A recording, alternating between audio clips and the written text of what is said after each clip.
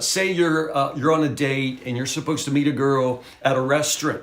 Okay, so 45 minutes later, she didn't show up and you're still sitting there. Sooner or later, you're going to have to explain to yourself what's happening, right? And so some of us have an explanatory style where we would say, she's standing me up. All right, and then we get angry, all right? That's an explanation. You don't know, but you've just explained it in such a way where she's standing you up. See that? She's somehow, you're the victim and now you're angry. Or, she doesn't love me anymore.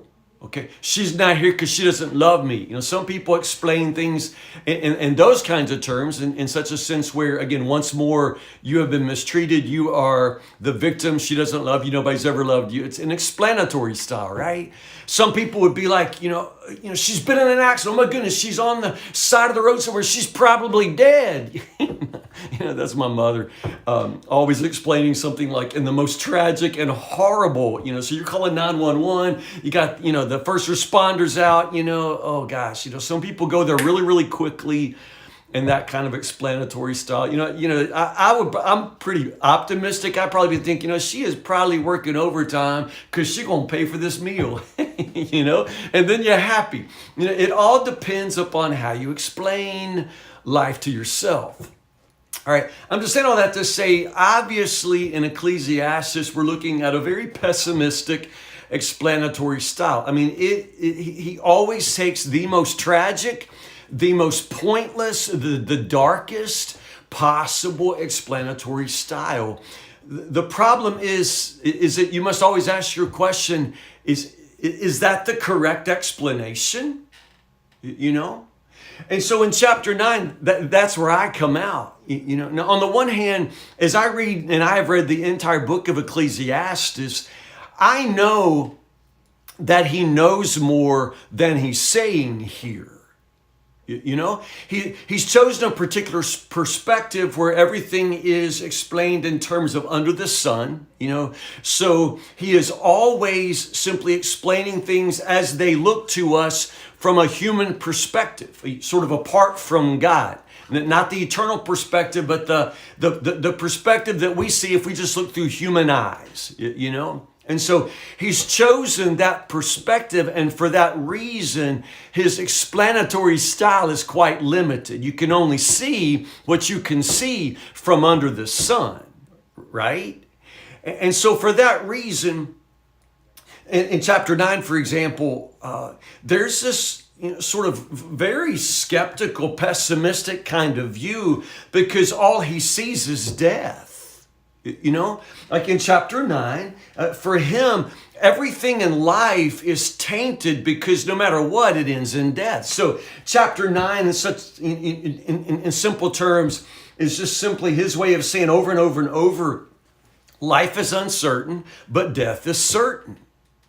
And so since life is uncertain, death is certain, that just means that life is therefore meaningless. And there's nothing new. He's been saying that for 9 chapters.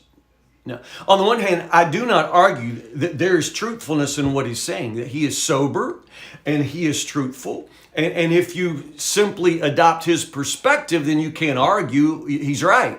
You don't ever know how things are going to turn out except that everything ends in death. And so for that reason, why bother?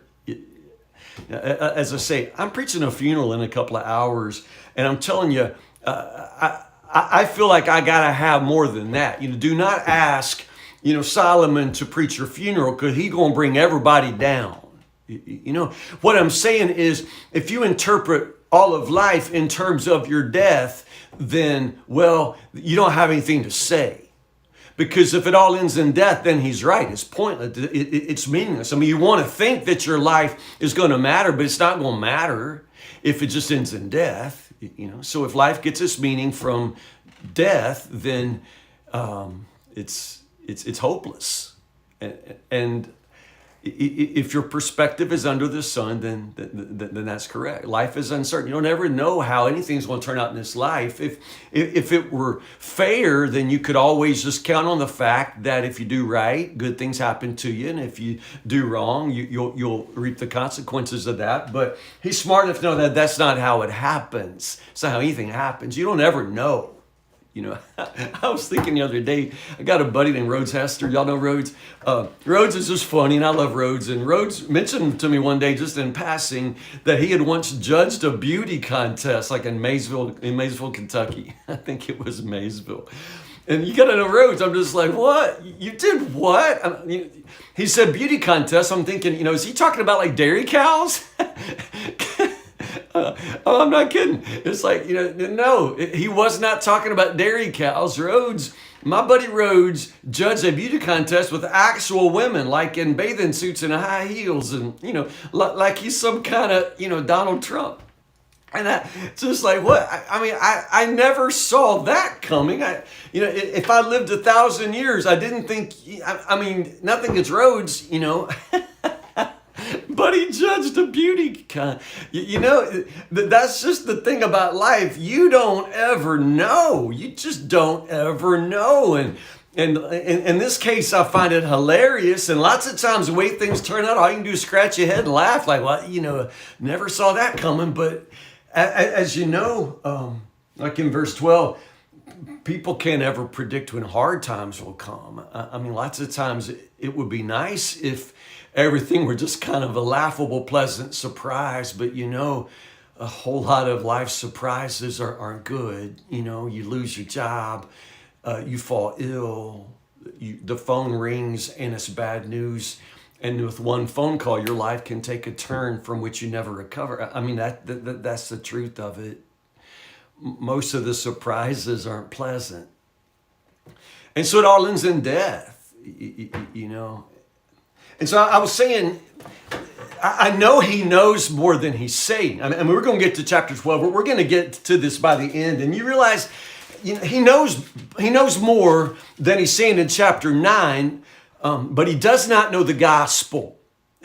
This is Old Testament, and Solomon does not know the gospel. The Holy Spirit is enabling him, inspiring him to give us certain truths, but we don't get the whole truth here because listen to me, I'm going to preach a funeral in a couple of hours, and if I didn't have the gospel, I wouldn't have anything more than Ecclesiastes chapter 9 to say. All I could say is, well, nobody saw this coming, but you should have seen it coming because everybody dies, and since everybody dies, what's the point of living? That's Ecclesiastes chapter 9 right there, but you got to have more. Okay, listen to me. Life doesn't get its meaning from our death. Life gets its meaning from Christ's death. You understand? It's not my death. It's Christ's death that helps me understand how everything turns out and where the meaning and point of life comes. It's not my death, it's Jesus's death. Jesus's death, burial, and resurrection is what gives meaning to life. So in this life, you're right, I don't really always know how things will turn out. It's kind of broken and upside down. It is not the case that if you follow all the rules, then only good things happen to you. It is not the case that you can predict how things will turn out because life is orderly and just, and fair. That is not the world. That is not life under the sun. But I'm telling you, the gospel allows us to see higher, to understand that this life is not all there is, that death is not the end. You see? And the rewards and the consequences and the punishment of choices in this life, they don't all come out in this life, but in the life to come, all the scores are going to be settled. You understand? There is a judge, and he judges us in the life to come, not necessarily in the life that we're living now under the sun. Make sense? So your life gets its meaning not from your death, but from the death of Jesus. So if you really want to know the whole story, if you want to know how to explain things in a way that is true, then you're going to have to turn to the gospel. It is only the death of Jesus that makes anything makes sense. You with me? You see that?